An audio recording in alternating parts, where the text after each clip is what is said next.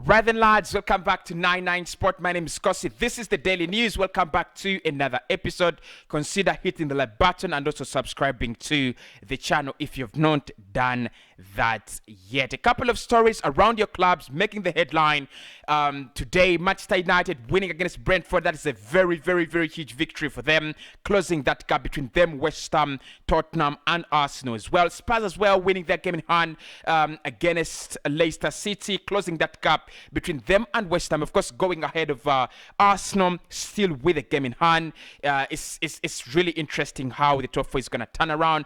Arsenal making headlines. Arthur Melo, that deal is also very, very close, according to Fabrizio Romano, and a couple of other stories that we'll be discussing, including Chelsea and Newcastle as well. The better place to start today is the Carabao Cup fixture, second leg semi-final that's going to be taking place between Arsenal and Liverpool. Arsenal have a couple of players coming back, and Mikel Arteta did just confirm that a couple of players will be back. Martin Odegaard, Tomiyasu, Martinelli, Emile Smith, were all those players that were actually out, out in the weekend will be back. And I think this is going to be even more interesting because in the first leg, Arsenal were short of numbers. They were short.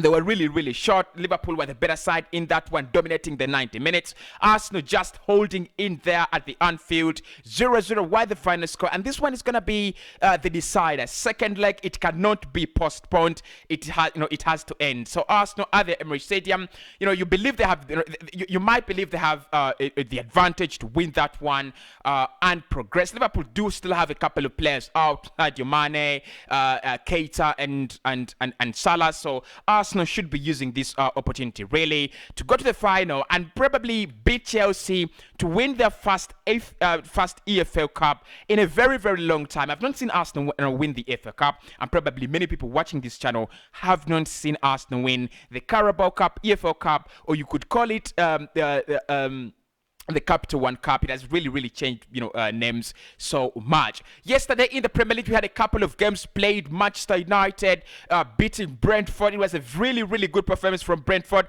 in the first half, but they didn't turn up in the second half. Manchester United absolutely brilliant in the second half. 3 goals, in that half. Anthony Elanga, what a goal, what a fast touch. But of course, he's a very, very young, young lad, and I think Ralf Rangnick trusting him. We have seen that it's not a mistake. Dropping Rashford and Jadon Sancho, profile signings, profile players, and starting trusting Elanga. It was a very, very good performance from him in the second half, and it was really, really a very, very good goal. It was a classic performance. Mason Greenwood also getting to the score sheet, but of course, all that work you've got to give it to Cristiano Ronaldo and Bruno Fernandes. It was an easy finish in the end to give Manchester United the second goal in that game, and of course, finished off. The game was finished off really easily by Marcus Rashford. Again, coming off the bench, he thought Rashford only came on for game management, but I think that third goal was really, really crucial in the game.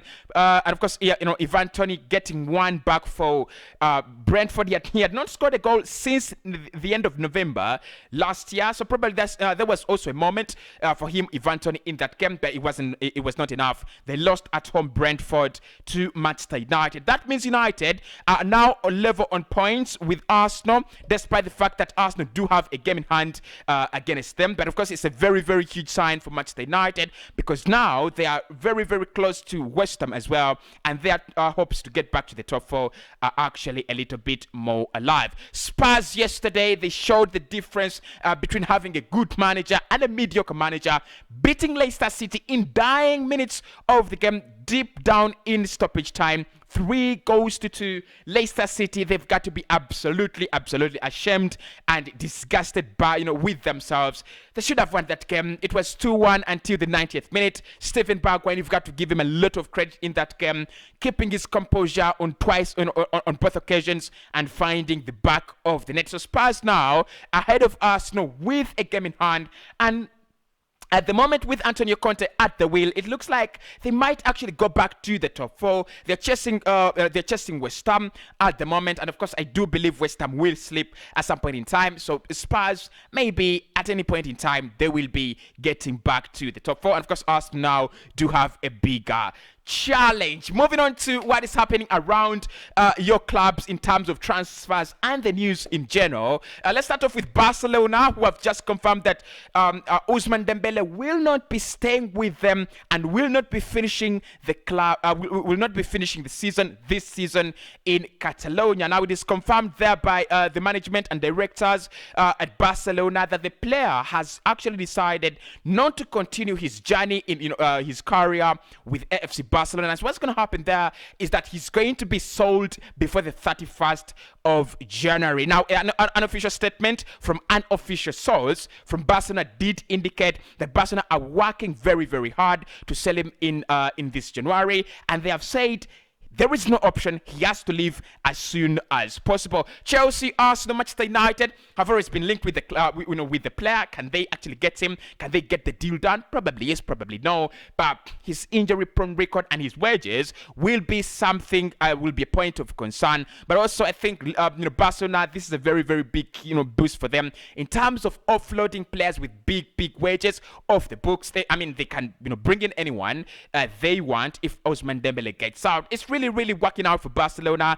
in terms of clearing out the deadwood and also clearing out players that really have huge wages there at the club. Of course, Chelsea are also struggling to keep both of their young defenders, really not young defenders, but I would say very, very important players at the back line. That is Andreas Christiansen and Rudiger. Now, Rudiger, it looks like he might stay. It looks like he might go Barcelona, Bayern, and Real Madrid have already contacted the player. They've already told him you can come to Bayern. You could come, can come to Real Madrid if you do. If you like, it is not really safe there at Chelsea. Rudiger wants a contract worth £400,000 per week. It's not going to happen. Is it? And it looks like Andreas Christiansen as well. His contract is running down in the summer. He can talk to any club that he wants at the moment. But according to Fabrizio Romano, the player respects Chelsea and will not do anything like talking to a club around the Premier League. If he's going to live on a free, if he's going to talk to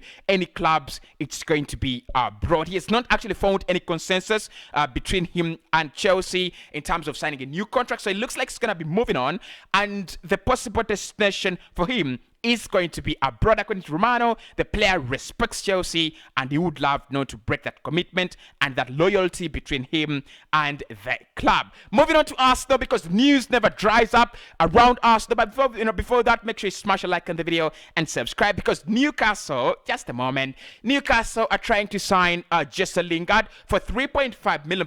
He is available for a January transfer deal, and Newcastle are saying they would love to sign him. They would love to take him there at Newcastle, and it looks like they want to make him the most paid player at the club at the moment, and that is the offer they're trying to give him in order to cajole him into joining the club. I think it would be a wonderful signing for Newcastle. They need players in the box. They need bodies in the box to score more goals. With players like Chris Wood already joining the club, if they can pull off that one, Jesse Lingard would be a massive signing. And I've always thought clubs like Arsenal should be looking at such signings, because they would be really important signings. Now, moving on to Arsenal, they're not interested in Jesse Lingard, but they are interested in Arthur Melo, and it looks like a deal is very close to being agreed between Arthur Melo, Arsenal, and Juve for an 18-month loan. Now, Arsenal were told yesterday that they need to actually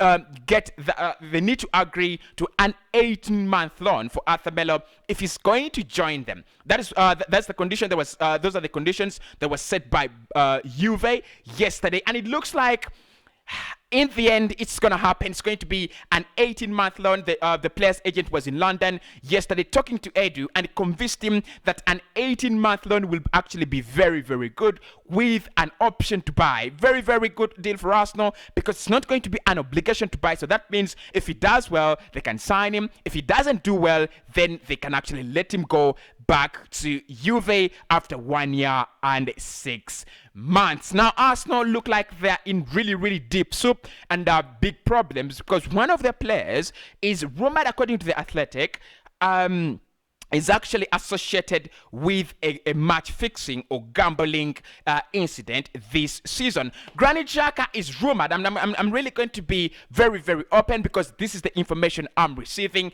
and this is not mainstream. So basically, we have to give you whatever we get. Granit Xhaka in that Leeds game picking up a yellow card. That yellow card is actually suspicious. The circumstances under which he got the yellow card are actually believed to be associated with match fixing. Now, the FA are investigating that situation. It is believed that Granit Xhaka knew about a certain stake that was actually staked on him getting a yellow card. It is Xhaka, really. Is it Xhaka? It's Xhaka. That's what most sources are actually claiming. So could it be that Xhaka did engage himself in match fixing? We don't know that, but the FA are saying they're investigating that, and Arsenal have actually declined comment. Pierre-Emerick Aubameyang, lastly and finally, is back in London and is actually doing a couple of examinations. However, Al Hilal are much interested. Al Hilal and Al Nassr